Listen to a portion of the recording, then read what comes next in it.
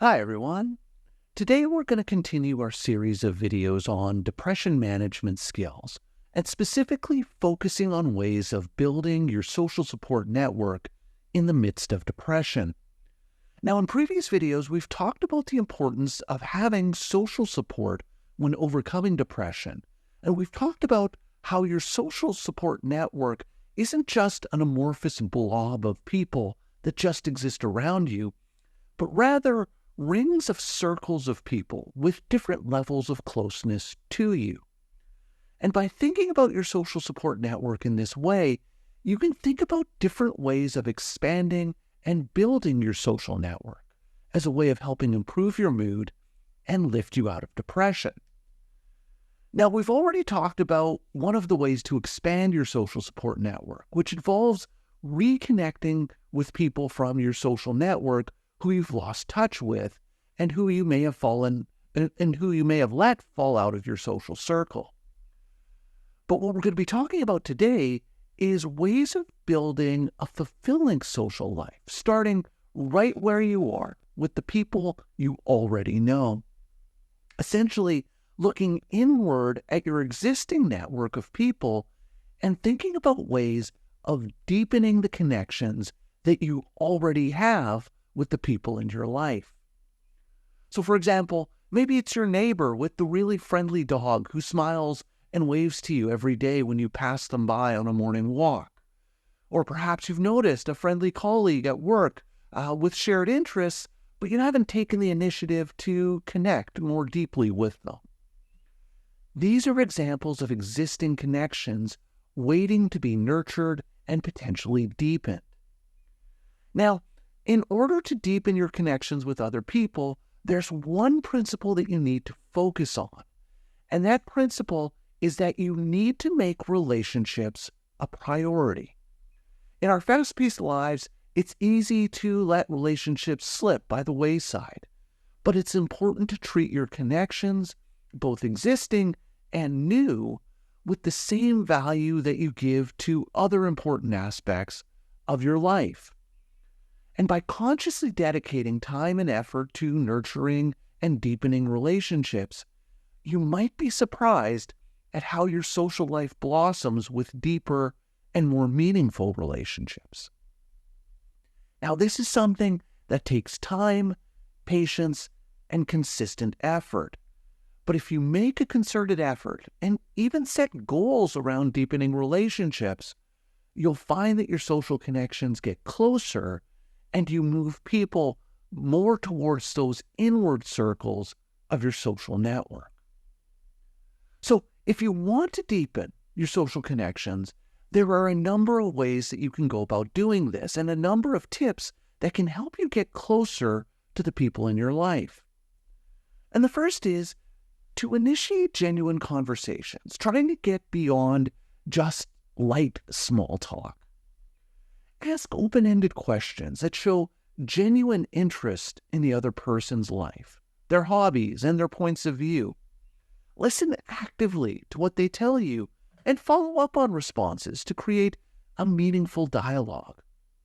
What you'll find is that they'll start reciprocating with you, and suddenly you have a back-and-forth conversation that's more than just about the weather or what you did on the weekend. You can plan shared activities. Instead of waiting for other people to invite you to get together, try taking the lead yourself. Suggest grabbing a coffee, visiting a museum that you both find interesting, or joining a group activity that's based on a shared passion, like hiking group or a book club. One of the best ways to deepen relationships is to engage in activities that you both enjoy doing together. Now, regularity is important. Our relationships need regular care and attention to thrive, and that's why regularity is key in nurturing connections with people who matter most. Consistent interaction, even if it's just brief interactions, keeps the connection alive and reinforces bonds with other people.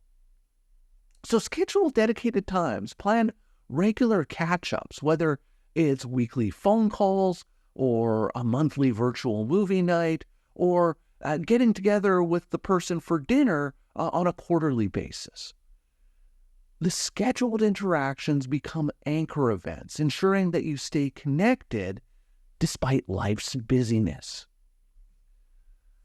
Now, it's important to open up and allow yourself to be a little bit more vulnerable with people as a way of deepening the connection. For example, if you're talking about a movie that you both saw, instead of simply exchanging information about the movie, try sharing some of your own experiences and feelings in the conversation. So, for example, you could share personal stories or opinions about the movie, and this not only makes the conversation more engaging and interesting for the other person, but it invites them to reciprocate and share a little bit more about themselves. And in doing this, you also need to read the other person and recognize if they're reciprocating the depth of sharing. It's almost like you're opening up a door a little bit and sharing something personal about yourself and then allowing that door to close.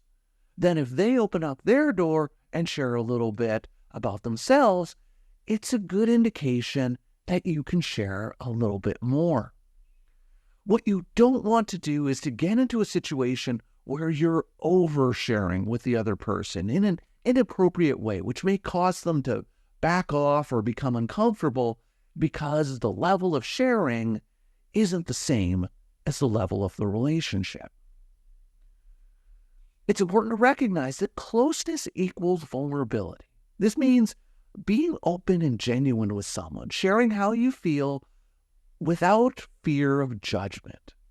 And in order to do this, you have to accept other people for who they truly are, reciprocating that they may have different perspectives, different experiences, and they may even have flaws as a person. Imagine that.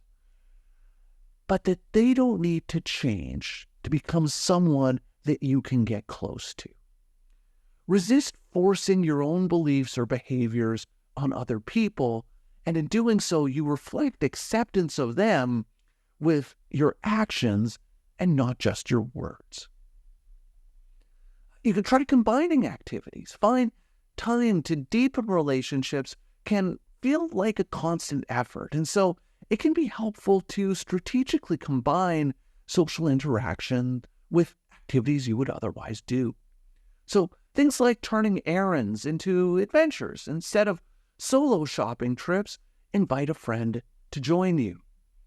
Get together with a friend for a morning walk or join a group fitness class so that you can get exercise while socializing.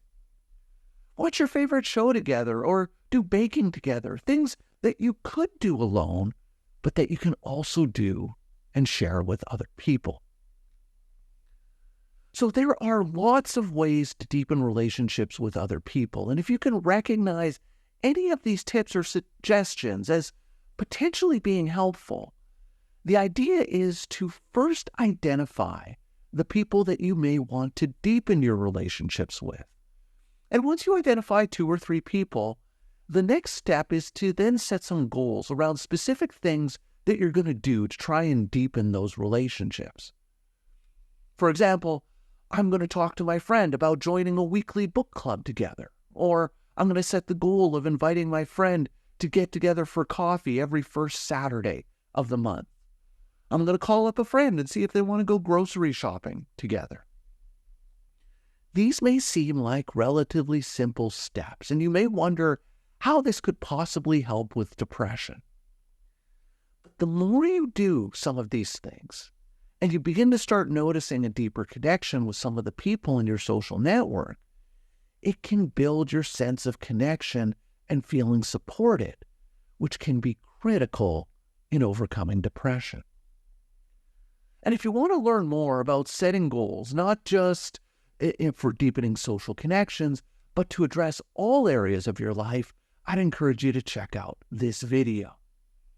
So that's all for today's video. As always, thank you for making it all the way to the end of the video, and I will see you next time.